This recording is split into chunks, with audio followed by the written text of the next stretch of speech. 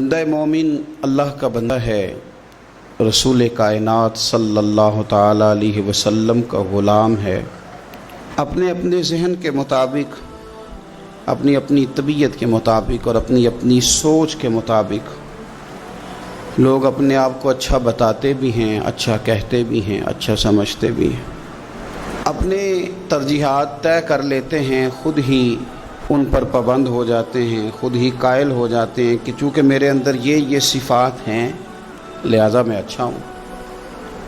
کچھ لوگوں کا یہ کہنا ہوتا ہے کہ رزق چونکہ حلال کماتا ہوں لہٰذا بہت ہی اچھا ہوں، ماں باپ چونکہ میرے مجھ سے خوش ہیں لہٰذا بہت ہی اچھا ہوں، 5 نمازیں پڑھنے والا بھی اپنی تئیں اپنے آپ کو مطمئن کر لیتا ہے کہ شاید میں سب سے اچھا ہوں۔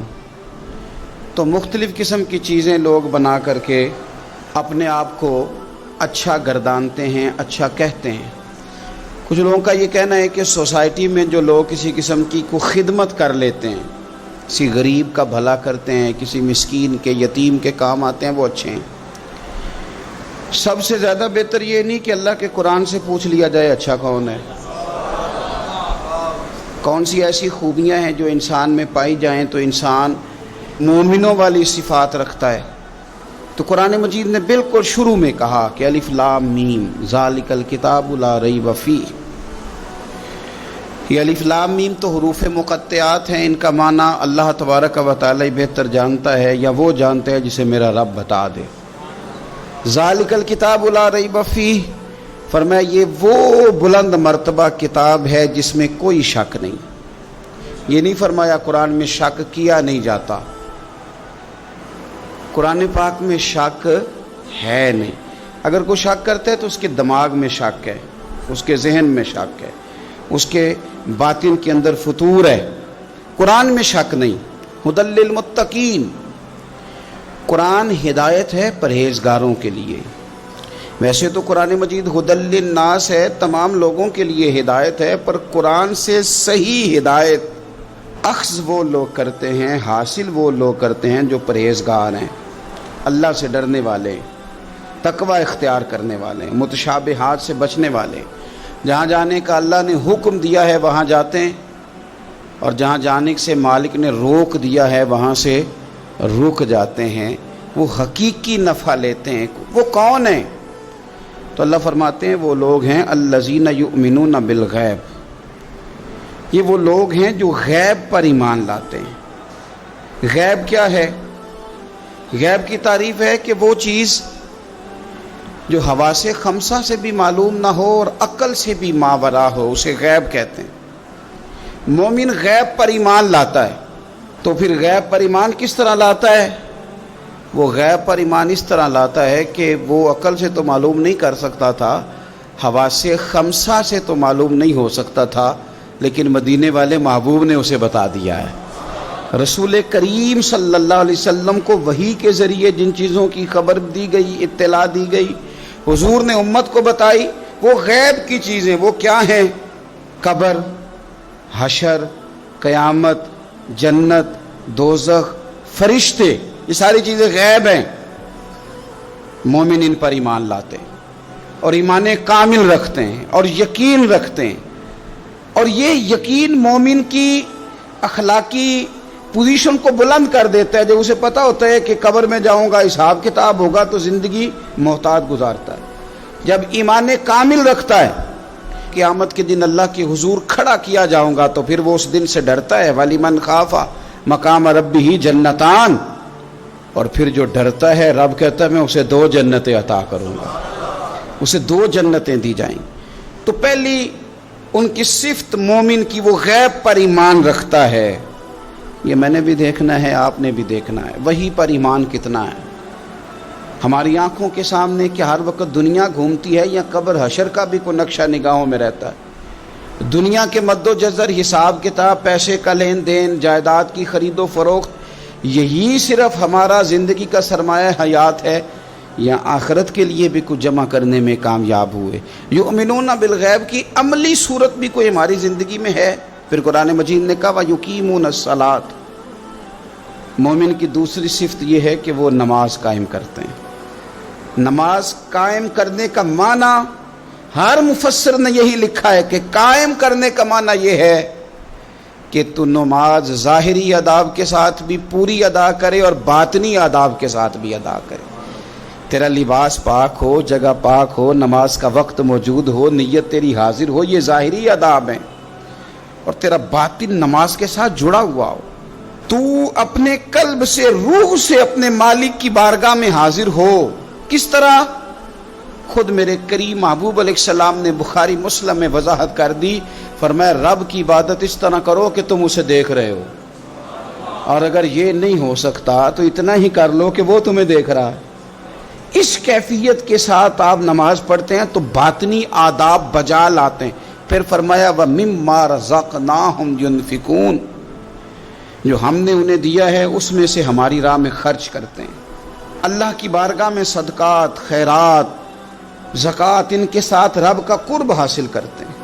اللہ نے جو تقسیم رکھی ہے کہ بعض کو مالک امیر بنا دیتا ہے، بعض کو غریب بنا دیتا ہے، تو وہ پھر صدقات کو ٹیکس نہیں سمجھتے، وہ کسی کو دینے میں بوجھ محسوس نہیں کرتے، وہ سمجھتے ہیں یہ تو مالک کی تقسیم ہے، میرے اس نے ذمہ لگایا ہے، میں نے دینا ہے. وہ سمجھتے ہیں کہ اللہ تبارک و تعالیٰ نے فضل کے ساتھ میرے ذمہ لگایا تھا کہ میں جاؤں اور اللہ کے کچھ بندوں کو میں اللہ کے دیے ہوئے رزق سے دوں. کچھ مفسرین نے یہاں بات کو اور کھولا ہے، وہ کہتے ہیں رزق سے مراد ہے جو بھی اللہ نے دیا ہے.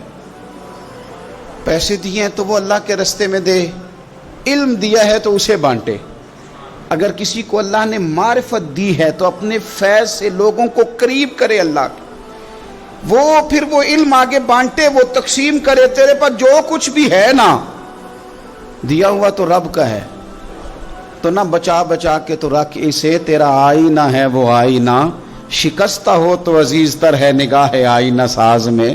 تو اسے بانٹنا شروع کر، تو دینا شروع کر.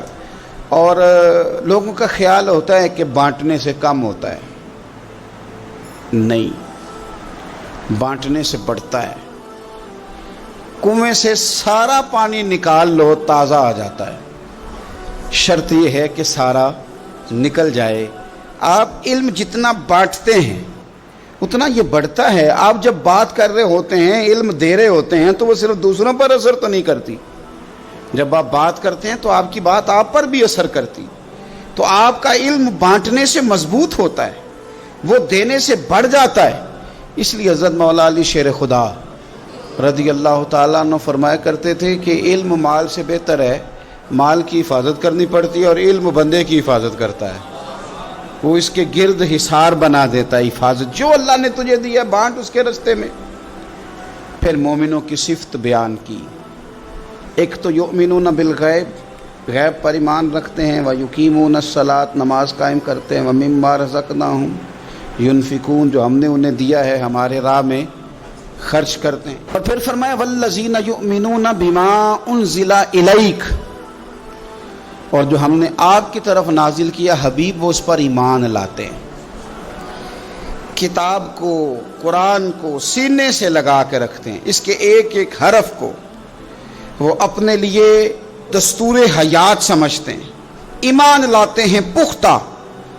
وما انزل من قبلک، اور اس پر بھی ایمان لاتے ہیں جو آپ سے پہلے نازل کیا گیا، آپ سے پہلے جو نازل کیا گیا اس پر بھی وہ ایمان لاتے ہیں.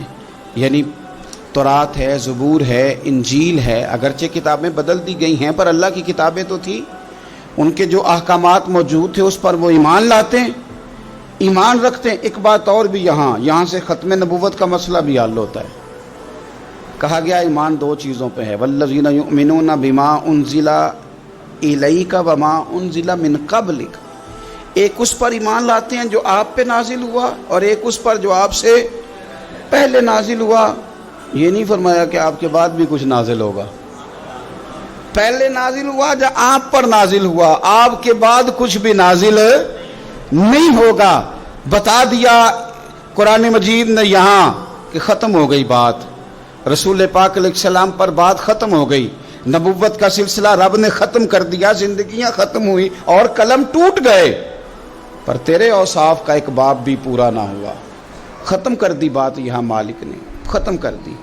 اب یہ صفات جن لوگوں میں پائی جائیں کہ ایمان بالغیب بھی ہو، نماز کا قیام بھی ہو، اللہ کے راستے میں خرچ بھی ہو، جو پہلے نازل کیا گیا اس پر ایمان ہو، جو حضور پر نازل کیا گیا اس پر ایمان ہو، تو رب کیا فرماتا ہے؟ فرمایا اولئک علی ھدی من ربہم، یہی لوگ ہیں جو اپنے رب کی توفیق سے ہدایت پر ہیں، اللہ کی طرف سے ہدایت پر ہیں۔ وَأُولَٰئِكَ هُمُ الْمُفْلِحُونَ، اور وہی لوگ ہیں جو دونوں جہانوں میں کامیاب ہونے والے ہیں، یہ کامیابی والے لوگ، یہاں بھی اور